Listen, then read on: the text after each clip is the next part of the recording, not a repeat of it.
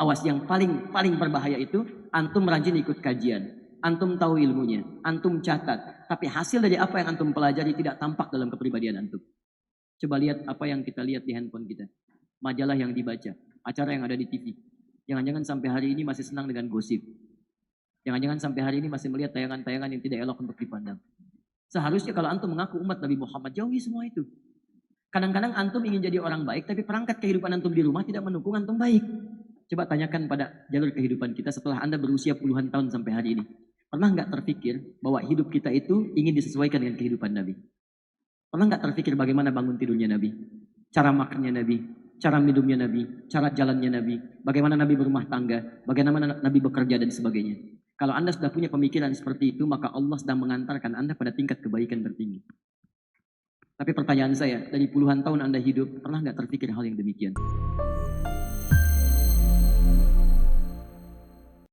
Nah, lihat sini. Kalau perilaku dan orangnya digabungkan jadi satu, dan sifat yang menyakiti orang Islam, baik dengan perilakunya atau dengan langsung perbuatan orangnya, maka berubah namanya dari kafir, kafar jadi kufar. Kufar. Misal, pemikiran yang menyerang Islam, budaya yang meruntuhkan nilai-nilai Islam, perbuatan yang memojokkan Islam, sekalipun datang dari orang Islam sendiri, atau orang-orang non-muslim yang mau menyerang orang Islam, menghancurkan orang-orang Islam dan sebagainya. Maka pada hal yang demikian ini ada ketegasan bagi kita untuk mempertahankan nilai-nilai keislaman dan keimanan kita. Tegas antum, zero tolerance. Ada budaya-budaya yang tidak sesuai misalnya masuk kepada Islam, antum gak usah ikuti, tinggalkan. Ada kalimat yang tidak baik, kan kata Quran, tinggalkan yang tidak baik. Dusta tinggalkan, wailul lil mukadzibin. Maka pada setiap pendusta antum mesti tegas. Penyimpangan-penyimpangan tegas. Ada yang haram yang dilihat mata, tegas palingkan. Ada yang haram yang harus dikerjakan tangan, antum harus tanda tangan proyek yang tidak jelas, tinggalkan, selesai. Semuanya, jangan cuma hal yang ditafsirkan dengan peperangan saja, tidak. Maksiat, tegas tinggalkan, zero tolerance. Kebiasaan-kebiasaan buruk, ya.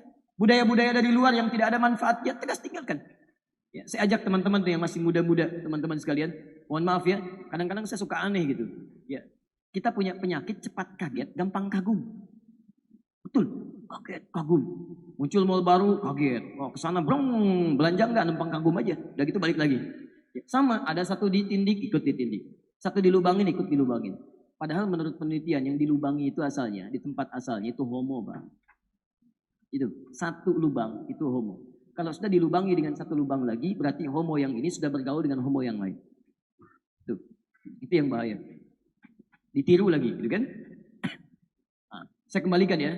Satu, orang yang mengikuti tuntunan Nabi Muhammad SAW itu, maka dia tegas pada segala hal yang menyimpang. Kita nggak usah berpikir jauh-jauh. Saya ingin tanya kepada antum, mohon maaf ya, mohon maaf sebesar-besarnya kalau kalimat ini kurang menyenangkan. Berapa kali antum tegas menindak segala hal yang menyimpang dalam pandangan mata kita? Bahasa paling singkatnya, berapa kali kita dalam sehari melihat maksiat dengan mata kita? Coba lihat apa yang kita lihat di handphone kita, majalah yang dibaca, acara yang ada di TV. Jangan-jangan sampai hari ini masih senang dengan gosip. Jangan-jangan sampai hari ini masih melihat tayangan-tayangan yang tidak elok untuk dipandang. Seharusnya kalau antum mengaku umat Nabi Muhammad, jauhi semua itu. Kadang-kadang antum ingin jadi orang baik, tapi perangkat kehidupan antum di rumah tidak mendukung antum baik. Katanya ingin soleh, katanya ingin soleha. Tapi membuka channel di televisi yang membuat antum keluar dari kesolehan itu untuk apa? Menghadirkan hal-hal yang tidak baik ke rumah. Ya antum keluar dari nilai kesolehan itu. Coba lihat berapa kali lisan kita berbuat maksiat. Sampai ke ujung kaki. Demi Allah saya katakan, kalau antum ingin menjadi orang baik, caranya gampang. Tinggalkan segala hal yang tidak baik. Maka antum akan kembali pada kebaikan-kebaikan. Ciri umat Nabi Muhammad itu, ciri yang pertama kata Al-Quran, tegas pada segala hal yang menyimpang. Bahasa paling singkatnya, ciri umat Nabi itu pasti baik perilakunya. Ya, tuh tandanya.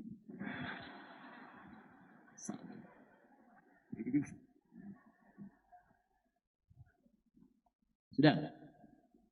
Baik, teruskan. 2. Ruhama bainahum. Ruhama bainahum. Kita belum masuk sujud, sabar ya. Sayang dengan sesama. Muslim. Ruhama bainahum. Amat menyayangi antar sesama. Masya Allah, kalimat sayangnya menggunakan kata ruhama. Dari kata rahmah. Rahmah itu kalau dinisbatkan kepada manusia, itu bentuk kasih yang rela memberikan segala yang terbaik, sekalipun dalam memberi itu kadang mesti kita menderita. Misal, ini ada minuman. Anda sedang haus luar biasa. Tiba-tiba datang teman Anda, haus, sama-sama haus.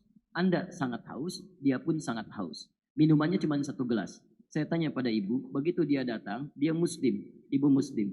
Pertanyaan saya, apakah ibu berikan air ini sepenuh gelasnya atau ibu bagi 2? Atau saya ganti pilihannya.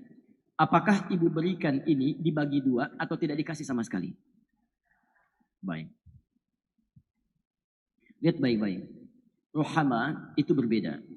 Rohama memberikan perhatian yang luar biasa. Sekalipun dengan perhatian itu kadang-kadang ada sedikit rasa yang kita tahan. Ada berat yang kita rasakan. Dan kadang-kadang ada penderitaan yang harus kita dapati. Bukan penderitaannya yang penting, tapi kenikmatan dari penderitaan itu menghadirkan pahala yang memberikan ketenangan dalam jiwa. Contoh, saya beri gambaran. Kata rahmah, kalau sudah menempat, itu disebut dengan rahim. Perempuan itu punya rahim, laki-laki tidak. Kenapa tempatnya disebut dengan rahim? Karena di dalamnya ada sosok yang sangat diberikan perhatian. Sayang luar biasa. Sekalipun pemberian sayang itu rela menjadikan yang memiliki rahim menderita kadang-kadang untuk bisa memberikan perhatiannya. Mau miring kanan, berat. Miring kiri, susah. Mau terlentang, sakit juga diderita. Tapi nikmat saja nggak ada masalah. Yang penting yang di dalamnya merasakan ketenangan. Nikmat. Ya, begitu keluar, terlahir, hadir dalam pelukannya, Masya Allah, terasa hilang semuanya itu. Ada kebaikan-kebaikan mulia tampil di hadapannya. Karena itulah kenapa disebut dengan rahim. Sebagian ulama yang sangat peka mengatakan kenapa bayi menangis ketika dilahirkan. Kata mereka salah satu hikmahnya karena mereka khawatir takut tidak mendapati lagi kasih sayang yang ada dalam rahim ibundanya. Lihat teman-teman sekalian. Rahmah, rahim, rohama bentuk jamaknya. Perhatikan. Dulu jahiliyahnya luar biasa. Ketika turun Al-Quran, diterangkan oleh Nabi Muhammad SAW, diajarkan lewat sunnahnya, tiba-tiba berubah perilaku. Yang kasar jadi lembut, yang mencela jadi mencintai, yang memukul jadi merangkul, yang hebat, yang rakus menjadi dermawan yang tak terlukiskan.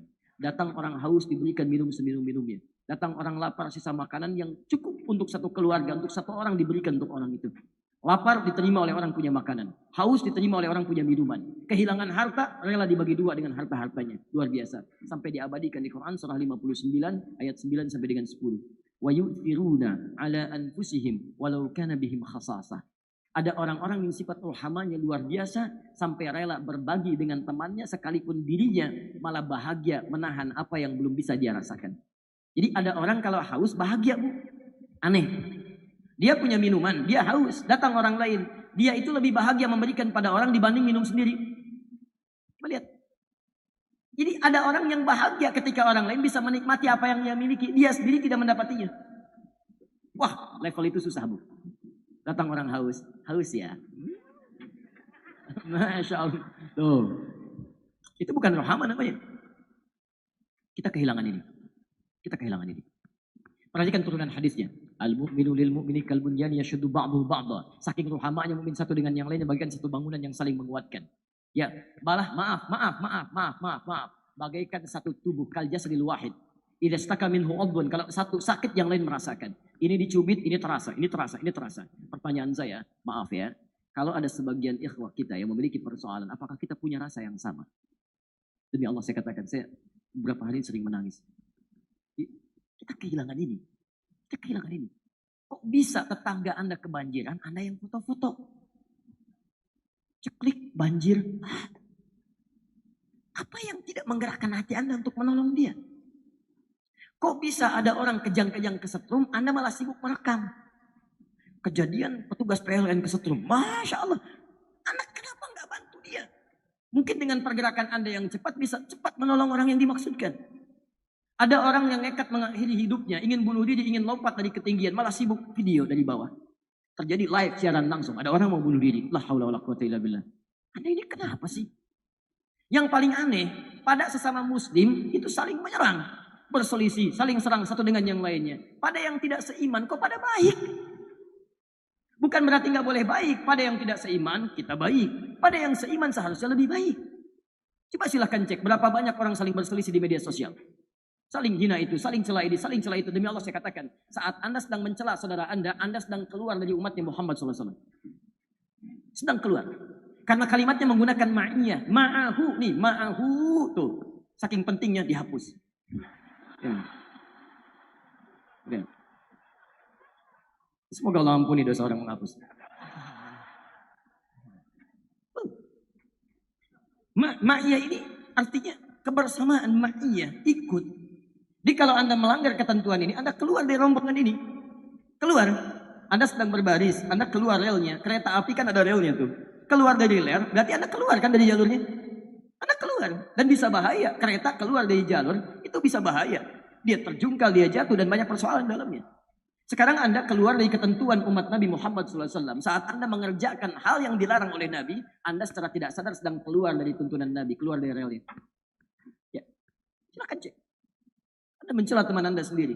Anda menggibahkan dia. Anda menuduhnya. Anda berbuat zalim kepadanya tanpa hal yang dibenarkan. Maka Anda sedang tidak diaku sebagai umat Muhammad SAW. Takwalah kepada Allah Subhanahu Wa Taala. Paham ya? Yang paling hebat, 3 ciri ini. Orang yang gemar ikut tuntunan Nabi. Lihat baik-baik. Kalau saya sebut tuntunan Nabi berarti dalam kehidupan. Semuanya. Dari bangun tidur sampai tidur lagi. Bangunnya ingin seperti Nabi. Makannya ingin seperti Nabi. Coba tanyakan pada jalur kehidupan kita setelah Anda berusia puluhan tahun sampai hari ini. Pernah nggak terpikir bahwa hidup kita itu ingin disesuaikan dengan kehidupan Nabi? Pernah nggak terpikir bagaimana bangun tidurnya Nabi? Cara makannya Nabi? Cara minumnya Nabi? Cara jalannya Nabi? Bagaimana Nabi berumah tangga? Bagaimana Nabi bekerja dan sebagainya? Kalau Anda sudah punya pemikiran seperti itu, maka Allah sedang mengantarkan Anda pada tingkat kebaikan tertinggi. Tapi pertanyaan saya, dari puluhan tahun Anda hidup, pernah nggak terpikir hal yang demikian? Kalau kepikiran saja tidak, maka kita harus merubah tingkat kehidupan kita pada yang lebih baik. Sekarang perhatikan baik-baik. Lihat baik-baik kalimatnya. Nah, ciri-ciri ini, 3 hal ini, salah satunya bisa kita latih bagaimana menghadirkan senang pada tuntunan Nabi, muncul sikap yang baik untuk menepis segala kemungkaran, dan kita konsisten mengikuti segala kebaikan yang dicontohkan oleh Nabi. Salah satunya bisa dilatih lewat bagian dalam ibadah sholat. Perhatikan kalimatnya, tarahum. Umat-umat yang punya 3 ciri ini, ruka'an sujada. Mereka sempurna ruku dan sujudnya. Kita baru masuk ini. Ruku dan sujudnya. Jadi kalau dalam sholat kita, sholatnya benar, rukunya benar, sujudnya benar, di antara dampak yang dihasilkan dari benarnya ruku dan sujud ini adalah 3 sifat ini. Jadi kalau orang benar sujudnya, maka hal yang tampak pertama kali ini, dia lebih patuh dan senang dengan tuntunan Nabi. Jadi dia agak, kalau puncaknya lebih tinggi, dia selalu berhati-hati. Ya, ingin berpakaian, bagaimana cara berpakaiannya Nabi? Bangun dari tidur, dia tidak senang kalau bangun tidak sesuai dengan contoh Nabi. Dia lihat bagaimana bangun tidurnya Nabi. Mau makan, dia cari bagaimana cara makannya Nabi. Jika Anda sedang mendapatkan level itu, biasanya itu berkorelasi dengan cara sholat yang baik. Salah satunya sujud. 2, asyidda'u 'alal kuffar. Tegas terhadap segala penyimpangan. Intinya bisa menjaga diri dari ujung kepala sampai ujung kaki. Maksiat dia jauhi, yang tidak baik dia jauhi. Ini benar sujudnya. Karena itu ketika orang salatnya benar, kalimat Quran pertama yang disebutkan terbebas dia dari 2 sumber keburukan. Quran surah 29 ayat ke-45.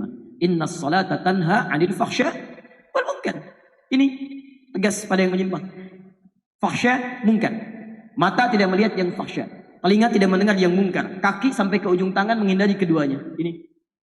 Jadi kalau sampai hari ini, antum sholat, tapi mohon maaf, fahsya masih dikerjakan, mungkar masih dilakukan, ada yang salah dalam sholatnya, khususnya sujudnya. Terakhir, ini. Orang yang sujudnya benar, sujudnya baik, pasti punya sifat rohana bainahum. Awas, yang paling berbahaya itu, antum rajin ikut kajian. Antum tahu ilmunya, antum catat, tapi hasil dari apa yang antum pelajari tidak tampak dalam kepribadian antum. Sholatnya seperti benar sesuai dengan perintah-perintah atau tulisan-tulisan yang antum catat di catatan itu. Angkat tangannya begini, Masya Allah, sejajar dengan bahunya. Rukunya sempurna, sampai dengan sejajar kepala sampai bagian belakangnya. Tapi Masya Allah, ketika melihat teman, celak sana, celak sini. Masya Allah, selisih sana, selisih sini. Ini begini, ini begitu. Ada yang salah dalam sholat antum. Tahu teorinya, rapatkan saf, lurus, tumitnya yang lurus, rapat supaya setan tidak masuk. Teman satu belum rapat sedikit, hei, rapat. Masya Allah. Ada yang salah. Ya, ada yang salah. Paham ya? Baik. Pilih mana? Orang tidak sholat tapi baik, atau orang sholat tapi tidak baik? Oh. Baik. Saya ingin katakan gini, ini hati-hati. Kalimat seperti ini sering disampaikan. Awas, ini dalam ilmu mantik disebut dengan logika yang kacau. Premisnya tidak sempurna. Dan ini sering dimainkan oleh sekelompok orang, terutama orang-orang liberal sekarang. Anda mesti hati-hati, karena dua premis ini disebut premis yang bermasalah. Tidak nyambung keduanya. Ya, perbandingan yang tidak nyambung, tidak apple to apple, maka tidak menghasilkan jawaban yang sempurna. Gak nyambung. Jadi kalau Anda ingin sambungkan, itu mesti sama dua-duanya. Lihat, misal, padanan yang sering dimunculkan begini. Pilih mana pemimpin muslim yang tidak jujur atau non-muslim yang jujur? Kalau Anda ingin bandingkan muslim yang jujur, bandingkan dengan non-muslim yang jujur pula. Non-muslim yang tidak jujur, bandingkan dengan muslim yang tidak jujur juga. Itu baru sebanding. Jadi kadang-kadang logika kita sering dikacaukan sehingga tidak nyambung dalam persoalan yang dimaksudkan. Pilih mana? Enak mana? Enak mana? Apel Malang atau terasi Sumedang? Sudah di Sumedang nggak ada terasi, disebut lagi terasi Sumedang, gitu kan? Yang ada tahu. Jadi keduanya tidak nyambung, karena tidak nyambung nggak ada pilihan. Maka itu hati-hati ya, hati-hati. Kecuali dengan standar yang sama, level yang sama. Misal, pilih mana? Non-muslim yang tidak jujur atau muslim yang tidak jujur juga? Pilih mana? Jangan pilih kedua-duanya. Jangan pilih. Jelas? Like and subscribe.